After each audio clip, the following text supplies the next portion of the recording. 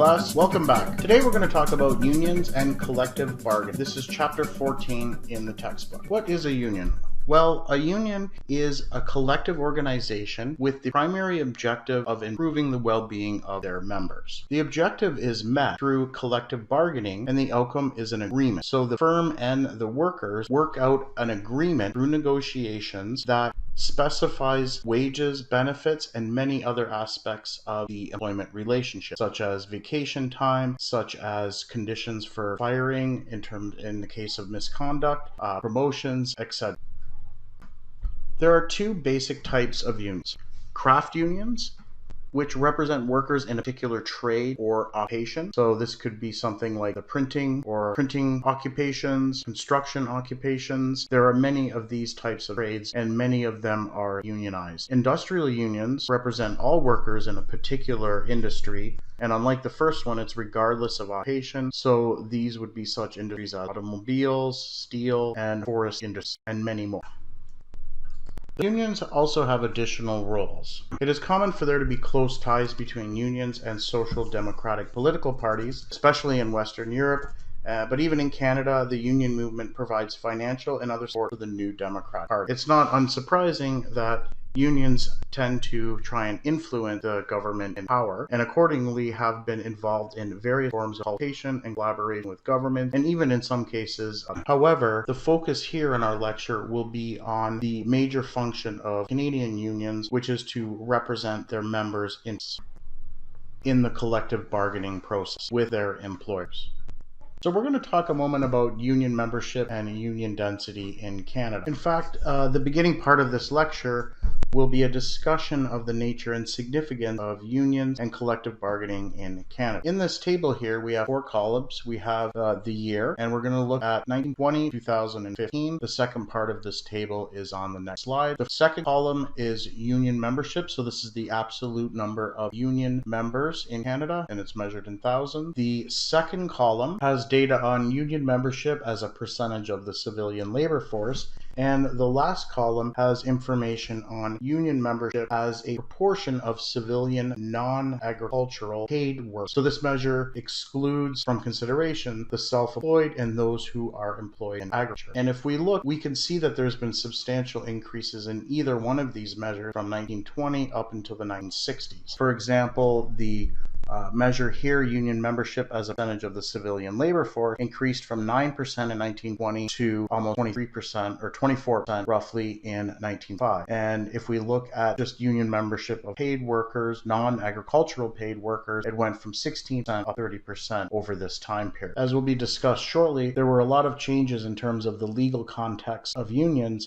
in the 1940s and 50s, which explains, or partially explains at least, some of these increases that we see in this time period. Now, if we look at the time period 1970 to 2015, overall unionization in Canada remained somewhat stable. There was a slight fall or a slight decrease when we look at either of the last two measures. For example, in 1970, if we're thinking of non-agricultural paid workers, the proportion went from 33.6 to 30.6 in 2015. So we see that the overall absolute numbers have been increasing, but at a slightly slower rate, and such that when you look at the proportion of non-agricultural paid workers, it fell slightly, and that is also true for this category here, where we're just looking at union membership overall as a percentage of the civilians. Let's talk a moment about the legal framework. So there are three main phases in which the legal framework in Canada has changed, or three main key time periods that we're going to focus on discussing. First is prior to Confederation. Essentially, before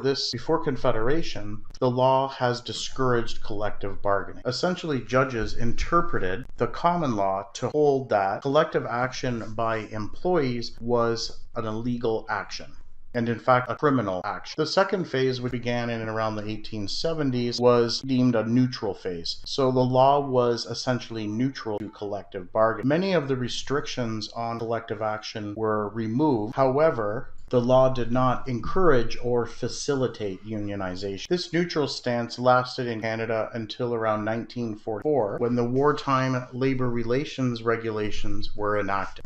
In this period, labor law facilitated union formation and, in turn, encouraged the spread of collective bargaining. So this was a turning point in the legal framework in terms of unions in Canada. At first, this focused mainly on private sector workers, but within about 10-15 years, the public sector unionization was also encouraged in the public sector. The Canadian labor relations policy that emerged in the 1940s had 6 features. 1. Workers have the right to join and form unions as long as they met the statutory definition of an employee. 2nd, collective bargaining rights are protected under unfair labor practices legislation. So when a contract is negotiated, the agreement is protected under legislation from the government. 3rd, a system defining bargaining representation was successfully established. 4, the union is considered an exclusive bargaining representative of the workers. 5, unions and employers were required to bargain in good faith. And lastly, the rights and obligations were administered and enforced usually by a labor relations board, but in some cases the court. An important note to point out is that the differences between the provinces and federal government. Generally, labor relations, the jurisdiction for labor relations is or rests primarily with the province. Only roughly 10% of unionization is related to federal work. These would be, for example, employees of Crown corporations, rail, air, shipping, and transportation. There are 2 main measures of the extent of unionization. So if we're interested in measuring density, the first measure is called union density, and it defines the union membership as a percentage of paid work. In Canada, this is roughly about 34%. In another definition, it looks at the collective agreement coverage. So this is the percentage of paid workers whose wages and working conditions are covered by a collective agreement. And this number is also about 34% in Canada. In Canada, these definitions are roughly similar because the coverage or union density, these 2 measures are roughly the same thing because they're narrowly focused, where in some countries, alternatively, you could have people in a union, but the coverage will result in, or the collective agreement will not only cover the unionized worker, but extends out to other workers. So here we have some data on union density, and it has our 2 measures of union density and collective agreement coverage for selected OECD countries. So we have Australia, Canada, Denmark, France, Germany, Italy, Japan, the Netherlands, New Zealand, Sweden, United Kingdom, and the United States. And we're looking at both measures in 2 periods, in 1980 and 2010. If we look at Canada, we see that between 1980 and 2010, either of the measures changed very little. In both cases, they had a slight decline. So if we're looking at the union membership as a percentage of paid workers, it went from 34 to 27%. If we're looking at our collective agreement coverage measure, it went from 37% to 29%. The data in this table also highlights some other interesting remarks. There are also some interesting patterns if we look across countries. If we look at, for example, Denmark and Sweden, the Scandinavian countries, their unionization rates are much, much higher than Canada. If we look at Denmark, it goes from 79 to 67 between 1980 and 2010, but still it's 67% in 2010. In terms of the collective agreement coverage, that's as high as 83% in 2010. And we have similar figures, slightly higher in Sweden. Now, if you look at, say, France has much lower union membership as a percentage of paid workers. However, when we look at the other measure, collective agreement coverage as a percentage of paid workers, it is much higher. That's because many of the workers, they don't necessarily need to be part of a union, but the collective agreement extends to more than just the unionized workers. If we look also at the table, we see that the United States has some of the lowest rates of unionization. In this chart, we look at the difference in union density over time between Canada and the United States. The measure that we're using here is the non-agricultural paid work. So the union density is the percentage of non-agricultural paid workers that are unionized. And we're looking at the period from 1920 to 2015. And as you can see by looking at the chart, Canada and the US move in a very similar pattern up until towards the end of the 1960s. And then afterwards, there is quite a large divergence between the 2 countries, with unionization rates remaining quite high in Canada, but falling substantially in the United States. A leading explanation for this divergence is the movement away from manufacturing in the US towards a more service-oriented economy. For more information, please see Exhibit 14.1 in the textbook. This is Table 14.2. Here we're looking at union membership and collective agreement coverage, so we're looking at our measures of density, but now we're looking at them stratified by gender and by age. And we can see here that there isn't a very large difference between unionization between the gender. Roughly the amount of females, the density among females is slightly higher than males. And if we look at age groups, unionization density seems to be higher with age, with the highest rates between 45 and 54. Young people 15 to 24 are least likely to be represented by a union. And union density seems to increase by education. Here we can see that roughly under 20% of people or workers who have less than a high school education are unionized. That increases slightly when we get high school graduates, and it increases about 10 percentage points more, depending on the measure, when we start looking at people with post-secondary diplomas. Or there is some slight variation in union density across the provinces. The province with the highest amount of unionization density is Quebec, at 36.1 and 39.4% for the respective measures. The lowest province is Alberta, with only a 21.8 and 23.5% density rates for the respective measure. If we look at work status, either part-time or full-time, we clearly see that full-time workers are more likely to be unionized. The difference is roughly 10 percentage points. If we look at the sector of the economy, either public or private, the public sector is substantially more likely to be unionized than the private sector. We can see, if we're looking at our union member measure, we can see that, and this is the percent of the civilian labor force that's unionized, we can see that public sector has a 70.4% density rate compared to private sector. So substantial differences between the public and private sector. And if we look at the size of the workplace,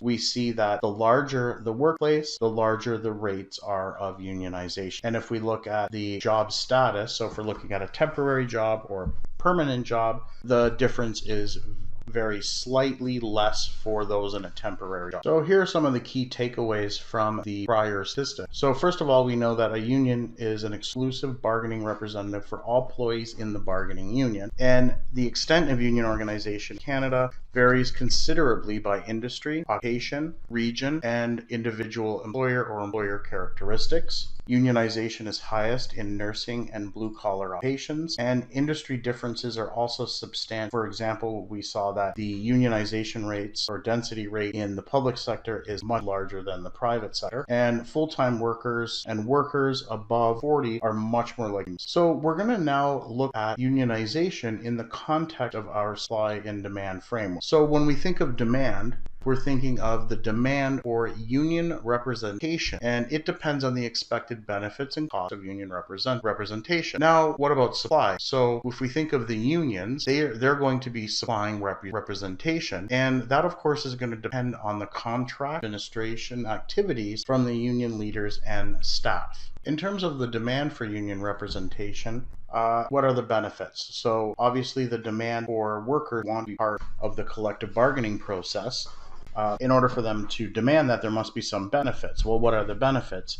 Well, the benefits are in many cases higher wages, other non-wage benefits, greater employment security, and protection from arbitrary treatment by management. So within a collective agreement, for example, the employer cannot just let go an employee without reason. If you're not covered by a collective agreement in Ontario anyway, you can be fired without reason. That doesn't stop you from suing for wrong dismissal, but the management does not need to provide a reason to let go. But if you're part of a collective agreement, that is different, and there is an agreement between the employer and the employees, the collective agreement, which would specify how or why someone could be fired or let go from the position. They also tend to result in higher wages because of the negotiation process. Now, with a union, the workers have some representation. They don't just have the wages given, they can work collectively and have some negotiating power. Of course, it all depends on profits of the firm and how much bargaining power each of the two sides has.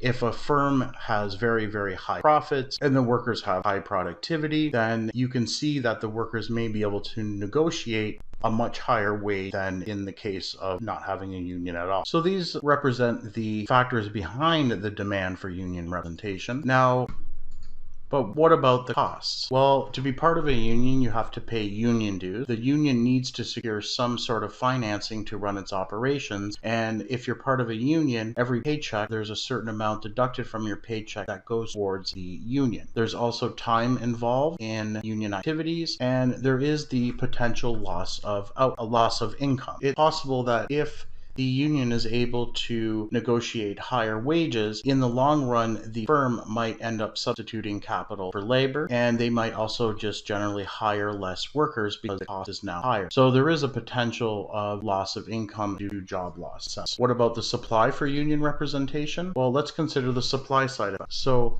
administering collective agreements is costly. It's costly for the union. Reallocation of resources to yield a higher return. Unions need to allocate their scarce resources to activities that are expected to yield the highest return. Of course, these are measured in terms of the union objectives. Of course, organizing new workplace activities will depend on a number of factors.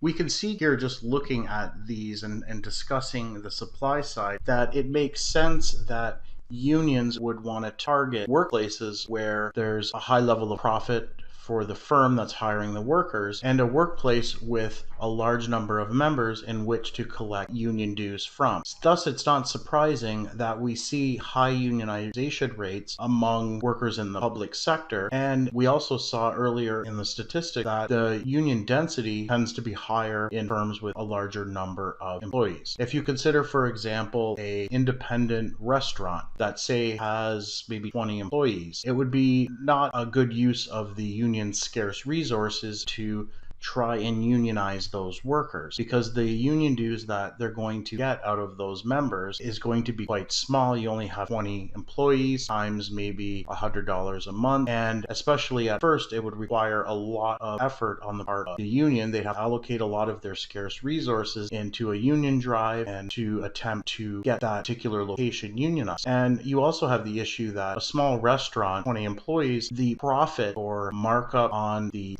profits of the restaurant aren't going to be very high. Restaurants are a very low margin business, and the owners of the restaurant probably aren't making, a relatively large sum of money. And so in that case, they're not going to be able to provide that much of an increase in wages to the workers, or increases in any of the other aspects of, or any other benefits in that employer-employee relationship. So in terms of the supply side, we see that there's the union, just like any other organization, just like a business, has scarce resources, and it wants to allocate them in a way to be able to provide the benefits in terms of their objectives. So their objectives are usually to increase the well-being of workers. And so they want to be able to use their scarce resources in a way which they can maximize that objective and have it realized to as many employees as possible. And so again, that's why you can see from the supply side that unions would tend to target larger employers with hundreds of employees rather than small workplaces. And they would also want to target companies or the public sector where the firm itself, the organization, has very high profits. And in the case of the government, stable income from taxes on its citizens. Certainly, this demand and supply framework provides a useful conceptual model in which to analyze the extent of unionization at a point in time and even in changes over time. The central concept is that the extent of unionization depends on the choices made by employees, the organizational and contract administration activities of union leaders, and the actions of employers. The bottom line is that the supply of union organizational and contract administration effort will be high where the per worker cost of organization and representation is low. So again, the demand for unionization will be high if the perceived benefits among the workers are very high. More specifically, the net benefits from joining a union, if they're perceived high, then there's going to be a very large demand for representation. And the supply of representation will be very high, especially if the organizational and contract administration effort will be high where the per worker cost of organization and representation is low. So let's look at the following example. This example will help us understand how much of the observed change in unionization over time can be attributed to changes in the structure of the economy and the labor force. The data here in the table show the composition of employment and union density by broad industrial group over the time period from the mid-1970s to the mid-1990s. So let's look more closely at this table. So in the left here we have the goods producing industries and the service producing industry, and then we have all industries. So the first panel here we have the percentage of employment of paid workers. So our denominator here is paid workers, and we have the base period, which was the mid-1970s, and then the final period, which was the mid-1990s. And then in this last panel we have union density in the base period and the final period. So let's first note that overall union density is a weighted average of union density in each sector, with the weights of course being the share of employment in each sector. So the union density in the base period is obtained by multiplying 0.32, which is the percentage of workers in the base period who are in the goods producing industries, times the density in the base period for goods producing industries. So 0.32 times 0.42 or 43%, plus we'll do the same. We know that 68%, or the proportion, is 0.68 in the service producing industries. We're going to take that and multiply it by the union density in the base period. And so when we multiply this out and add it up, we get 31.4%. So that's the 31.4% here. So the weighted average for all industries is 31%, and that's the measure of union density in the base period. For the final period, we do a similar exercise. We know that in this period, in the the proportion of people, or the percentage of employment of paid workers in the goods producing industries, was 24%, and in the service producing industries was 76%. So we're going to use these as weights. These are indicated here, 0.24, 0.76, and then we're just going to multiply those by the union density in the final period, so 38 and 32. So we're going to end up with a number somewhere in between here, and because this sector here has a higher weight, we're going to be closer to the 32. The end result is that we have 33.4% as the union density in the final period if we're looking at all industries. So between the base period and the final period, we can see that union density only increased by 2 percentage points. Now think of the following counterfactual question. Suppose that union density in each sector remained at its base period level, but that the composition of employment changed between the base and final periods as indicated above in the table. As such, we allow for structural change in the economy, that is, the changing composition of employment, but we hold constant the propensity to unionize, the union density in each sector. Under this scenario, what would have been union density in the final period? So we could answer this question by doing the following calculation. So if the union density had remained the same, then we're going to be just considering the 43 and 26.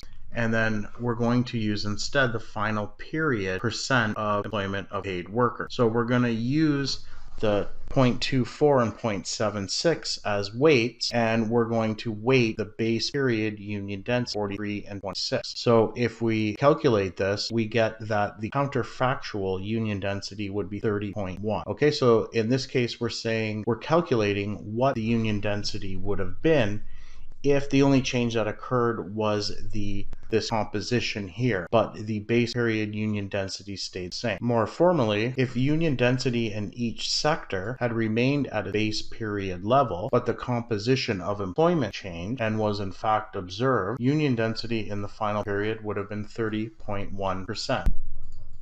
As a result, we can see that the change in union density due to structural change in the composite employment is 30.1 minus 31.4. So the difference between those is negative 1.3%. So this is just the change in the union density as a result of the structural change in the composition of employment. We now have enough information to decompose the overall change of 2%. If you recall, we got 2% from these two figures here. In fact, these numbers were 31.4 and 33.4. And so we saw that the union density had increased 2%, 2 percentage points. Okay, so now we're going to decompose that 2%, which is 33 minus 4 minus 31.4, into that attributed to structural change, which we just calculated to be negative 1.3%. And the other component is due to changes changes in union density in each sector. So because the two components must equal 2%, then this second component must be 3.3%. So we've decomposed the 2% into the first component, which is negative 1.3%. So in terms of this increase, we actually had part of it that would be pulling it down, and so the other part must have pulled it up more than 2%, must have pulled it up by 3.3%. So the overall change of 2% can be decomposed into two terms. The first is related to the structural changes in terms of employment or composition of employment. That was the negative 1.3%. And the second term related to changes in the propensity to unionize, which is 3.3%. So there are substantial differences across industries in the context of union organization. So unions tend to be higher in larger firms, concentrated industries, capital-intensive production processes, and hazardous jobs. We can use the demand and supply framework to think about why this is the case. The first important concept to realize is that the per worker cost of union organizing is lower in larger establishments. So also, if you think about the high capital intensity in concentrated industries, that would imply labor costs are a small fraction of the overall total cost. So in that case, the labor demand would be more inelastic, which would increase the potential wage gain, right? You need to remember the incentives or perspective of the union. They want to target industries where they can get the most members and be able to fulfill their objective of increasing the overall well-being, and usually in terms of wages and employment. And so in these larger firms, there'll be some economies of scale, and that would reduce the per worker cost of union organizing. If you remember my example from before, where you're thinking of a small restaurant, clearly the net benefits for the union won't be as high as they would be in larger firm. And clearly in capital intensive production processes, then you have that labor doesn't make up as much of the total cost of production because a lot of the costs are related to capital. And so in that case, then the labor demand would be more inelastic. And of course, with hazardous jobs, that's going to increase the demand on the part of the members or workers to want to be part of a union, because it's going to likely be characterized by a greater demand for collective voice to represent workers' interests. There's just more of an incentive for them to be unionized and to be able to get protection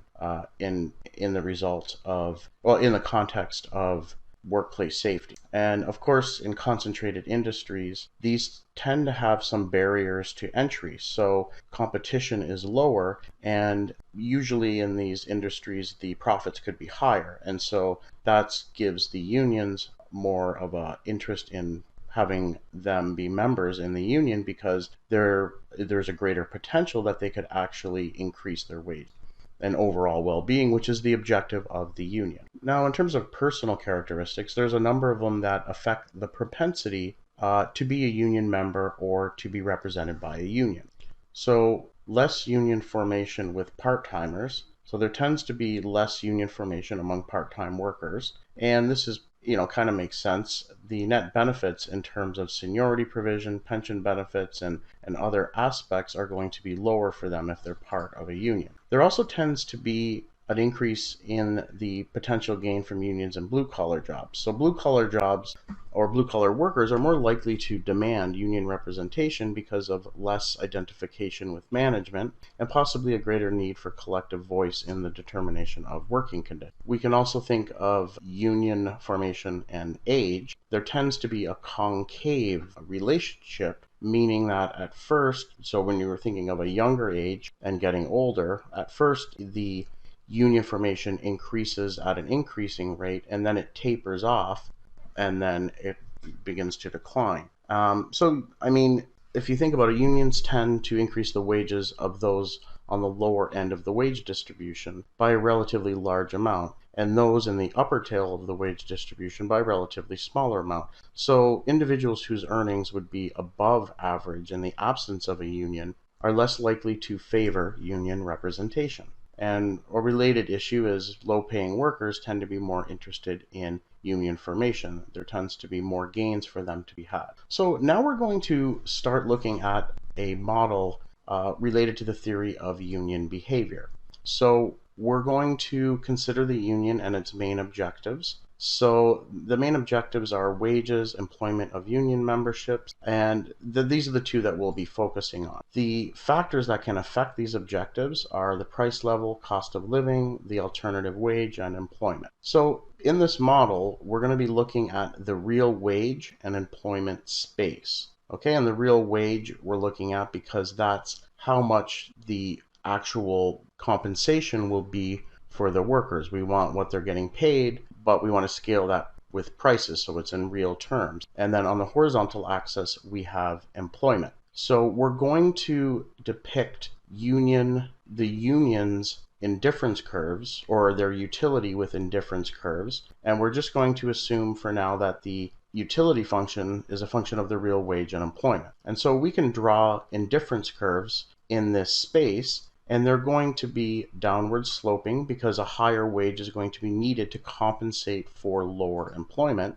and they will have a concave shape as usual. There will be, thus we're assuming diminishing marginal rate of substitution. And so we're also going to term these the ISO utility curves. And so they're going to look like this. Okay, again, if you think of a particular point here, if we were to reduce employment, the union would need the workers to have a higher real wage that aren't going to lose their employment in order to remain indifferent. So these curves, again, are indifference curves. We'll call them ISO utility curves because it's a little different than in the setup we had before with the labor leisure framework. So all along, every point on one of these curves represents a real wage and employment combination that keeps the union indifferent. So this point here where there's a very high real wage but less employment is indifferent to a much lower real wage and very large employment. So in this model, we're going to say that wage negotiation or market determined employment. We're going to say that unions negotiate wages and they're going to take into account the consequences. So in this first setup, we're saying that the unions are going to just negotiate the wage with the firm. Okay, and then once that wage is negotiated, the firm will decide what the employment level is. And of course, as we saw in earlier chapters, the firm is going to take the wages given and then maximize profits. So if you remember, the demand for labor curve was essentially the marginal revenue product curve. So here we're just doing that same procedure. We're going to say, okay, the firm's going to take a wage as given and then determine what the maximum employment level would be. And that would be obtained from the demand for labor curve, which is setting your wage equal to the marginal revenue product of labor. So the demand for labor curve in this case would be analogous to a budget constraint. So the union is trying to get the highest negotiated wage, but of course the constraint, they can't just get whatever wage they want, they have to take the firm's labor demand curve as a constraint. And so the equilibrium here is the tangent of the ISO utility curve with the demand for labor curve. So let's take a look at a diagram. So here we have the demand for labor curve, okay? And we're again in our employment and real wage space. This here is the real wage that workers could get, the alternative real wage, okay? So these workers could get paid this elsewhere, okay? So actually, we'll talk about that in a moment, but let's first look at an indifference curve. So this indifference curve passes through this point here and this point here. And so this point here refers to a particular wage and employment combination, and so does this one. Now, would this be the maximum? Would this be where the union would want to, would the union just want to choose either one of these? Well, no. Well, what about this indifference curve that's up here? Would the union want to choose, say, point A3? Well, no, that's not possible because of the demand for labor as a constraint. So the optimum then is where the union's indifference curve is just tangent to the constraint, which is the demand for labor curve. So this point here represents the best, or what the union would want given these conditions. They would want this wage and employment combination. There are some special cases of indifference curves or isoutility curves for unions. So let's suppose that the objective of the union is to maximize only the wage rate. So they don't care about employment. So in that case, we would end up with just horizontal straight lines. So there wouldn't be a relationship between wages and employment. It would just be a horizontal straight line. And we'll see these in a diagram in a moment. The other option would be if they just cared about employment. And so in that case, it would the indifference curves were just going to be vertical straight lines. And the other options are to maximize the real wage bill. In this case, they're just interested in maximizing the wages times the level of employment. Okay, and you would end up with a rectangular hyperbola where union attaches weight to both wages and employment.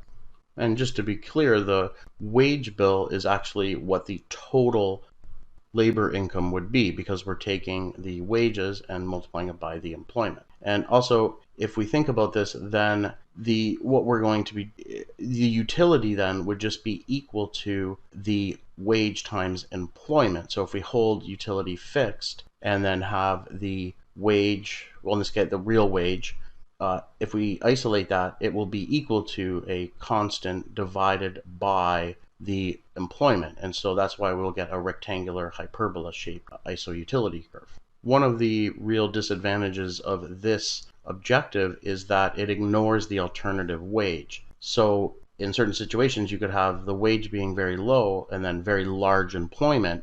And it could be the case that that would end up maximizing the total labor income. But the problem is that no workers would want to work for this firm if the wage was less than what the alternative wage was.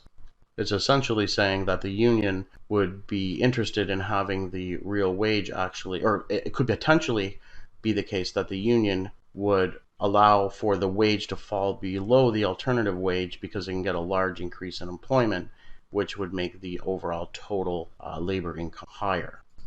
So the other special case is to maximize the real economic rent. So economic rent would be the difference between the union wage and the alternative wage. This setup is analogous to the profit maximization of a monopolist. The alternative wage is the opportunity cost for all of the members. So economic rent is analogous to total revenue, which is the wage times the employment. That would be the total income for the members, minus the total cost. Here, the total cost is the opportunity cost, so it would be the alternative wage times the level of employment. And again, these iso-indifference curves would be, or iso-utility curves would be also rectangular hyperbolas, similar to the previous special case. This is perhaps the most plausible out of all of these special cases. It would be even more plausible if there was some way for, or some mechanism in which the rents could be shared with the members or workers who would be unemployed. So let's take a look at these on a diagram. So this is the first one where the union just cares about maximizing the wage rate, and so the indifference curves would just be horizontal. Okay, so all they care about is the wage. So it doesn't matter what employment is. So employment could increase a lot, but we'll just be moving along the iso-utility curve, and it would be unchanged because all they care about is the wage. If they only care about employment, we have a similar idea, but there's going to be vertical. So we can increase the wage as much as you want, but all they care about is employment. So for a fixed employment level, if we increase the wage, they're going to be indifferent all along this line because they don't care about the wage. And the minimum here would be the alternative real wage. And for the third option or special case where they maximize the wage bill, the indifference curves will look like this because they care about both of the items here. So we're going to have more well-behaved iso-utility curves.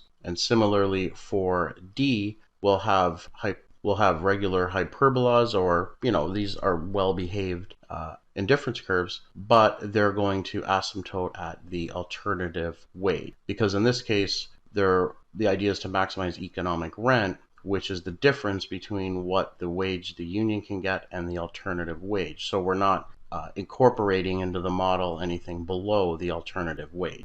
So what are the union constraints? The union can't just choose whatever wage and employment outcomes it desires, right? The union must negotiate with the firm. So it can't just unilaterally choose a wage and then have the firm just choose its employment. It has to negotiate the wage. The union must take into account the consequence of its decisions, meaning that when it chooses the wage, the firm then is going to choose the employment. And so, depending on whatever wage that is, the employment loss could be large or low. It depends on the elasticity of demand for labor. So the firm, obviously, as I mentioned, is going to choose the employment level where profits are maximized. So the consequence would be whatever the wage they negotiated is. It could have the unintended consequence of reducing perhaps employment by too much. We're going to represent firms' isoprofit curves in our diagram. So we're essentially putting in the firm's profit into the diagram, and we'll see why we're doing that in a moment. Isoprofit curves are combinations of wages and employment rates that yield equal profits. In this case, lower curves will imply higher profits. If you just think about a given employment level, then the lower the wage, the more profit the firm is going to make. So as we go down, we're increasing the amount of profit. And so isoprofit curves that are lower represent higher profit. The maximum is going to be obtained. So the isoprofit curves are going to be concave shape, and the maximum is going to occur on the labor demand curve. And that's easy to see. We have wages on the left, and so the firm is going to take the wages given and want to set it equal to its marginal revenue product of labor, which is the demand for labor curve. And so given a wage, the best or maximum profits would be for the firm to choose an employment level on its labor demand curve. Okay, so the maximum is attained where the isoprofit and labor curves intersect at the maximum of the isoprofit curve. And we'll look at these in a moment, so that will be more clear. With increasing employment, profit, of course, will decrease for a given wage because the maximum is on the labor demand curve. If we hire more workers than the maximum, we're obviously going to be reducing profit. So with a higher wage, profit falls for a given employment. Let's look at these on a diagram. So these are different isoprofit curves, okay? So if you think of this wage here, suppose this is the negotiated wage with the union. So the firm then is going to take this wage. Are they going to set it to point E and hire this amount of workers? Well, no, because they can get on a higher indifference curve if they, for example, chose this point F and hired this many workers. But they can even do better. They can go to point B and hire E star, which is their labor demand curve. Remember, the labor demand curve is obtained from the profit maximizing behavior of the firm given wages.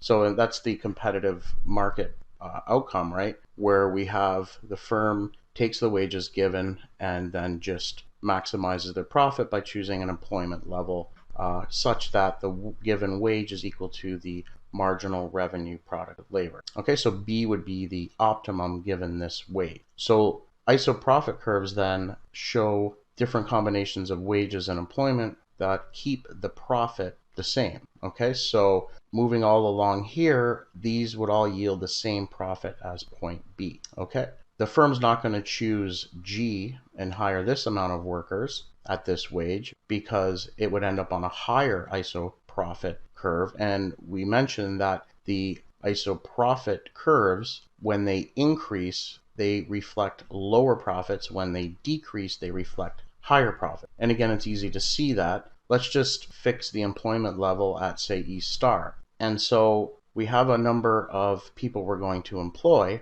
Well, for higher and higher wages, we're obviously going to have lower and lower profit. For lower wages, if it costs less to hire this amount of employees, then our profits are going to increase. So profits go in the downward direction. And it's useful to point out that if we're in a competitive product market, then the firm would need to earn at least a normal profit. So we want economic profits to at least be zero. So whatever the wage would be, it would have to correspond with a profit that is higher an economic profit that is greater than zero. So if suppose this represented the zero profit isoprofit curve, then the wage could not be anything more than this amount. Okay, so again, isoprofit curves plot combinations of wages. In this case, we're talking about the real wage and employment that yield equal profits. Isoprofit curves are upward sloping to the left until they hit the maximum of the demand curve, and then they fall. Okay, and that's really easy to see. For a particular wage, the maximum profit is on the demand for labor curve. Okay, if they were to take this wage as given and hire more than this amount of workers, they're obviously going to have lower profit because this refers to the maximum. Okay, so now let's look at the union, or the firm and the union's preferred wage employment outcome. So we have our union. We know that their optimum point would be where their indifference curve or iso-utility curve is tangent to the labor demand curve. And so given the demand for labor curve, this is the wage that the union would want, okay? And now we're going to suppose that this isoprofit curve here corresponds to zero economic profits. Okay, so this puts an upper limit on the wage. Okay, so W0, which corresponds to the amount that would be employed at this wage, is the upper limit because the isoprofit at this point is consistent with the zero economic profit condition. So any wage above would result in the firm having zero economic profits, and then they would want to exit this industry. Okay, so that's the upper limit. That's what the union would want. Now here, this is where the firm would want to be. They would want to pay just the alternative wage. They don't want to pay anything more than what the workers could get elsewhere. And so this would correspond to this isoprofit curve and this amount of employment. So this is where the firm would want to be. This is the wage the firm would want to pay. This is the wage the union would want to pay. And so this range here is the negotiation range. So the firm cannot pay wages below the alternative wage. The firm prefers I subscript F, and the union prefers I subscript U in the diagram we just looked at. The bargaining range then would be WA to WU, and the wage rate will lie in the bargaining range. And so with the level of employment determined by the labor demand function. So they would negotiate the wage, the firm would maximize its profits by selecting E star, and that would be the outcome. So now we're going to relax the demand constraint. So unions can alter the set of available options by altering the following constraints.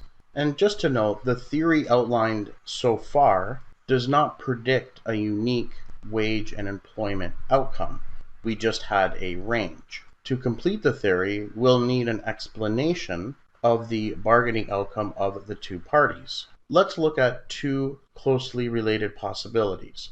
The first is that the union may attempt to alter the constraint. So again, the union would want to do that in order to be able to get its preferred wage and employment combination. So one of the things they can do is try to make the demand for labor more inelastic. And of course, if it's more inelastic, for any given wage increase, the amount of employment loss will be less. And other things they could try to do is alter the constraint of the product market. Remember, the demand for labor is a derived demand, and so the product market will affect, whatever goes on in the product market will affect the demand for labor. And so one thing they could do is try to support or lobby for quotas or tariffs, because these will protect the domestic market from competition and make the demand more inelastic. If there's more competition, more firms selling a similar product, there's more substitutes, then the demand for labor, the demand for the product will be more elastic, and so will the demand for labor. They will have opposition to any regulations, and they will also want to promote policies that increase the alternative wage, which would be things like minimum wage laws or also full employment policies. And of course, they would also try to limit immigration, as this could potentially drive down the alternative wage. The second thing that we're going to look at is negotiating over both the wage and employment. And we're actually going to see that it can be mutually advantageous. So in this case, the union is negotiating over both wages and employment rather than before where they just negotiated the wage and left the number or amount of employment up to the firm. So let's refresh our memory on what a Pareto inefficient means. So a Pareto inefficient outcome would be a situation where someone can be made better off without someone else being made worse off. Okay, and we'll see that a Pareto efficient wage employment outcome would occur when the union's indifference curve is tangent to the firm's isoprofit curve. So let's look at our diagram again. So here we have the wage the union would want. Okay, that's at point A. We have the alternative wage. This is what the firm would want to pay, and this would be their isoprofit curve. Now, if we look at the wage and employment contracts along the demand for labor curve, we can see that all of these will be Pareto inefficient. Well, why is that? Well, let's just consider first point A. Okay, so at this point, we would have the firm's isoprofit curve. Okay, now let's look to the right. Are there any points or wage and employment combinations that would make both parties better off, or at least one better off without making the other worse off? Well, we can clearly see that there are. We remember that isoprofit curves, lower isoprofit curves, result in higher profit. So any point in this I guess you call it a envelope will yield a higher profit to the firm. But also any point in here would yield higher utility for the union. Okay, so for example, compared to the point A on the labor demand curve, both parties would be better off at a point A prime because this will yield higher utility and profit. So higher utility to the union and higher profit to the firm. So in fact, any point in this area here would result in a Pareto improvement for both parties. If we look at any point on the labor demand curve, we can find a similar situation. For example, point B, this area here would represent Pareto improvements. So now what's the Pareto efficient? So even at this point A prime, it's not Pareto efficient because you could probably still do better, right, for both of the firms. So it is where you keep going, moving down the isoprofit and moving the union's indifference curve up until they're tangent, because if they're both tangent, then you know at that point you can't make anyone better off without making someone worse off. Okay, so the set of Pareto efficient wage employment contracts, we're going to call that the contract curve and represent it with CC prime. This would be the locus of points at which the union indifference curve is tangent to the firm's isoprofit curve. And so it would be, for example, one point would be this point here, A double prime, but we can imagine, moving down, you can imagine there being a whole bunch of different indifference curves and isoprofit curves, and they're all being tangent. So we would just pick different points on the curve and do a similar exercise. And so what we would get would be the contract curve. And the reason why, and so this is always going to be to the right of the demand for labor curve, and that's because the union's indifference curves are downward sloping, and so this set of tangencies must occur on the right of the labor demand curve, right? These are downward sloping. This is downward sloping only after the labor demand curve. So you're only going to get these two things being tangent to each other to the right of the demand. So as I mentioned, in those shaded areas, the parties are better off. So A double prime, as we saw, was a Pareto efficient outcome. The outcome is where the union indifference curve is tangent to the firm's isoprofit curve. So in this case, you can't make one of the parties better off without making the other party worse off. So the locus of Pareto efficient wage employment outcomes is called the contract curve, and we label that C prime. And again, the contract curve must lie to the right of the labor demand curve. So in terms of a summary, both the firm and the union can benefit from negotiating a wage and employment outcome on the contract curve. And so, this could lead to better outcomes than if the union and firm just negotiated on the wage. Now, of course, the two parties are going to have differing views about which particular outcome on the contract curve would be chosen. Moving up the CC prime curve, the union becomes better off while the firm will be worse off, and the other way around, vice versa. But as before, there is a bargaining range where the parties end up within that range depends on their relative bargaining strengths. The lower limit of the bargaining range is determined as before. That would be the alternative wage. It can't be lower than that, or the firm won't be able to attract any workers. The upper limit is determined by the zero economic profit condition. As we saw, that's where we're talking about the isoprofit curve, that is the break even, or the curve that represents zero economic profit. And so the wage can't be any higher than W0, which is associated with that, because then the firm would have negative economic profits, and so it should want to exit the industry. So there are some obstacles, though, to reaching efficient contracts. Of course, a lot of our assumptions here were that the information was available to both parties. Of course, in reality, the information needed may not be available. An agreement about employment could be difficult to enforce. If you think about it, they could negotiate that, but there could be ways in which the firm could maybe get around that. There are other, there's a whole host of rules about why someone can be let go or laid off. So they could argue that they are in agreement to the collective agreement, but they're letting these people off for maybe other reasons that are in the contract that make sense. So, it could be difficult to enforce. Also, changes in market and economic conditions or the employer's financial viability. If there's changes in this could result in the firm not abiding by the contract because they can't, because of the financial constraints. And then also there's going to be costs associated with monitoring and enforcing these efficient contracts. So in many settings, these could be very expensive. So here in this diagram, we have our demand for labor curve. We know the contract curve will lie to the right. And so the contract curve or set of efficient wage employment contracts is here. Okay, it's always to the right of the demand for labor curve. But because of costs of writing, monitoring, and enforcing contingent contracts, it may prevent the two parties from reaching the contract curve in all situations. So they could maybe end up on some curve like this, which would be less efficient. So rather, the firm and union may agree to a set of approximately efficient contracts, and that would be denoted by this line here.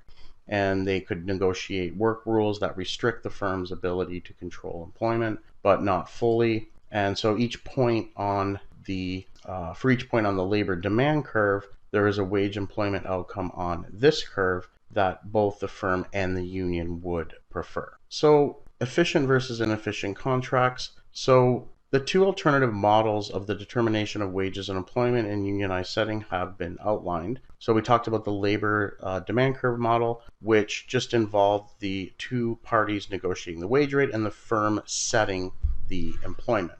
And then the second one was the efficient contracts model, which involved two parties negotiating on both the wage rate and the employment. So which of these two models applies in any particular setting is an empirical question. The empirical evidence based on the labor demand curve model appears to be in agreement on several issues.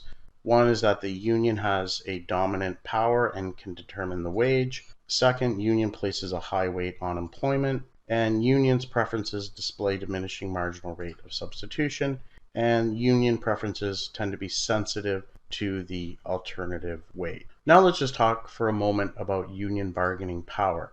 The term bargaining power arises frequently when we talk about unions and the firm union bargaining situations. Like many terms, it's used widely, but its precise meaning is not always clear. So in this section, we're going to just look at two possible meanings of union bargaining power. For simplicity, we're going to assume that the two parties negotiate over wages alone, leaving the firm to set the employment level. Okay, so given that assumption, the first meaning could be that union bargaining power is related to the elasticity of labor demand. So the more inelastic, the more power the union has to raise the wage rates. Okay, so the more inelastic the demand curve, the more possibilities exist that they could get a higher wage. And then the second meaning is union bargaining power associated with just the ability to raise wages. Okay, so we have two different situations. One is that the possibility for the union to get higher wages is there, so we would say that they have bargaining power. And the second meaning, this is more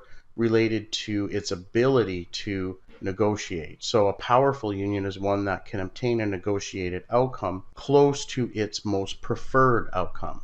And so this aspect of union power depends not exactly on the elasticity of labor demand, but more on the relative costs of disagreement to each party. Remember, when you're talking about negotiations, there's a cost to disagreement for each party. And if we think of the typical situation, we have a firm and we have employees or workers. If they go on strike and they don't make an agreement, they both have costs. The firm loses profit because they're not producing anything, and the unions lose out on, the workers and the union lose out on a wage. So there's a very strong incentive for both of them to make sure they come up with an agreement. Of course, if there are differences in those costs, if there's some way that if the business could be run by the management, and so they're not going to lose that much if the workers leave, then the power of the union is going to be that high. So in this situation, we're saying that they would have a lot of power if the costs, say, to the firm were maybe even higher than the union, or they're just very high or similar, because in that case they have a lot of power. Because if they do decide to go on strike, the cost to the other party, the firm, would be very large. So let's represent these two different situations. So it's possible for a union to be powerful according to one definition, but weak according to the other. So if we look at this first panel here, we have a very inelastic demand for labor curve, okay? And the optimum wage for the union would be this here, WU, okay? And so in this case, that would be where they'd want to go, and it's possible to get, to that point, but they may not be good. They may not have the ability to raise wages. So here the union is going to be willing to raise the wages substantially because of the inelastic demand curve. They're not going to lose that much employment to get this much higher wage. So the union would be willing to raise wages substantially because the demand for labor is relatively inelastic. But they may not be able to negotiate as well. And so let's suppose that they're only able to negotiate this wage here. So in this case, they seem to have a lot of power, but because they're weak on the other power, they actually are not capable of getting the wage that they want for their union membership. In the second diagram, we have an elastic demand curve. And so in this case, if the higher the wage, the consequences here are very high when the wage is higher in terms of employment. So when you have an elastic demand for labor curve, any increase in the wage will result in a much larger reduction in employment compared to this demand curve. And so given this elastic demand for labor curve, the union would prefer this point here. Okay, so they would prefer to have the wage just slightly above the alternative wage. If it goes too high, they're going to be losing a lot of employment. So this would be their opt. And then let's suppose, in terms of the second definition, this union is very good at being able to get the wage they want. So this union is not willing to raise wages substantially because the demand for labor is highly inelastic. But on the other hand, they're able to get the wage they want in terms of that measure. And so in this case, they're able to get the wage they want and they're happy. So you could just see this just sort of highlights that you need to be very clear on what the definition of union power is. So here, neither aspect of bargaining power alone ensures that the negotiated wage will be substantially higher than the alternative wage. It's not substantially higher here, and it's not substantially higher here. And in this case, they have inelastic demand. The demand for labor is inelastic. but they're still not able to get the wage to be that much higher than the alternative. So let's just talk for a moment about the strike threat. And I mean, this is the main source of bargaining power. The firm, of course, can also lock out employees, and if they do that, then the workers don't get paid. I mean, for collective agreements and the whole idea of having unions and a collective bargaining process, uh, a key thing is that both sides lose if they don't come up with an agreement. And so that makes it so that the risk of going on strike or a lockout is low. And it increases the chances that they will come up with an agreement, because both will lose if they don't. So they need to be bargaining in good faith. So the strike threat is the primary source of bargaining power for the union. Another source of bargaining power is being able to restrict supply, and so craft unions tend to do this, so they can better raise wages artificially, because they're controlling entry to their craft. So of course, the less supply of labor for any given demand, the wages are going to be higher. They try to control the whole trade. It's almost as if they're trying to become a monopolist in terms of the the supply of this type of labor. And so they can set productivity related factors artificially high. Professional associations also do this. So they have control over the process of occupational licensing and certification. So maybe like electricians or doctors would fall under this. The supply of labor to the occupation then is restricted. And so, of course, the outcome is a higher wage, but more lengthy education periods. Okay, so let's finish up with some active learning questions. So the first question asks, the unionization rate will tend to be higher when all of the following apply except. So maybe you can pause the video, think of what the answer would be. Okay, so the answer here is the more competitive the product market. Okay, so the unionization rate will tend to be higher when all of the following apply except. Okay, one of the reasons you can tell that concentrated industries tend to be more likely to be unionized, and they're not competitive. And the reason why it's more attractive for unions is because they can have higher profit, and so the chances of the union being able to get a wage higher than the alternative wage is better. Now, the overall strength of a union movement depends on all of the following factors except. So hit pause and then I'll tell you the answer. So the answer is E, the strength of the union movement in negotiating or in neighboring countries. So if we look at these, the overall strength of a union movement depends on all of the following factors except. So the economic environment, so that of course definitely would relate to the strength of a union movement. Of course, in a recession, the union isn't going to be as successful, whereas in a boom period it would. The political climate, of course. So remember, unions have an incentive to lobby the government for various things like tariffs and other policies that would make the demand for labor curve more inelastic. So depending on the government that's in power, that could result in them being more or less successful in doing that. The activities of employers is also important. And of course, the legal and regulatory climate in which unions must operate. And then the last one is the strength of union movement in neighboring countries. Well, this doesn't really have much of an effect on the union movement within a particular country. The bargaining power that a union has is most closely related to, the correct answer is the elasticity of labor demand. An efficient contract in the Pareto sense occurs at the, so hit pause and I'll tell you the answer. So the answer is D, the point of tangency between the union's ISO utility or indifference curve and the ISO profit curve. Only at that tangency point can you not improve one of the parties without making the other worse off. Okay, and the last question.